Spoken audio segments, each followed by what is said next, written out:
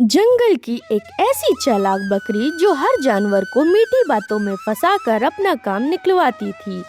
लेकिन एक दिन उसकी एक चाल ने पूरे जंगल को उसके खिलाफ कर दिया और फिर जो हुआ उसने सबको हैरान कर दिया। घने जंगल में एक बकरी रहती थी। उसका नाम था चंपा। चंपा बहुत चालाक थी। वह हर जानवर को अपनी मीठी बातों में फंसा लेती थी और अपना काम निकलवा लेती थी। एक दिन चंपा ने देखा कि पेड़ पर ढेर सारे मीठे आम लगे हैं, लेकिन पेड़ बहुत ऊंचा था। तभी वहां एक बंदर आया।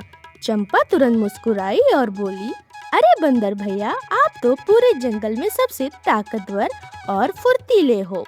बस आप जैसा कोई ही इन आमों तक पहुंच सकता है। बंदर खुश हो गया। वह तुरंत पेड़ पर चढ़ा और सारे आम तोड़कर नीचे गिरा दिए। लेकिन जैसे ही बंदर नीचे आया, चंपा सारे आम उठाकर भाग गई। बंदर चिल्लाया, अरे मेरे आम!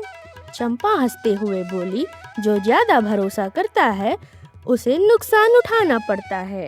कुछ दिनों बाद चंपा नदी किनारे गई। उसे नदी पार करनी थी, लेकिन उसे तैरना नहीं आता था। तभी वहाँ एक हाथी आया। चंपा बोली, हाथी दादा, आप जितने दयालु इस जंगल में कोई नहीं। अगर आप मुझे नदी पार करा दें तो मैं सबको आपकी महानता बताऊंगी। हाथी खुश हो गया। उसने चंपा को अपनी पीठ पर बिठाया और नदी पार करा दी। लेकिन दूसरी तरफ पहुंचते ही चंपा बिना धन्यवाद बोले भाग गई। हाथी उदास हो गया। धीरे धीरे पूरे जंगल को समझ आने लगा कि चंपा सिर्फ अपना फायदा देखती है। एक दिन जंगल में शेर ने दावत रखी। सब जानवरों को बुलाया गया। चंपा भी वहां पहुंची। उसने सोचा, आज तो खूब स्वादिष्ट खाना मिलेगा। लेकिन जैसे ही वह खाने के पास गई, सभी जानवर पीछे हट गए। बंदर बोला, इस पर भरोसा मत करो। हाथी बोला, ये सिर्फ दूसरों का इस्तेमाल करती है। अब कोई भी चंपा की मदद करने को तैयार नहीं था। तभी अचानक तेज बारिश शुरू हो गई।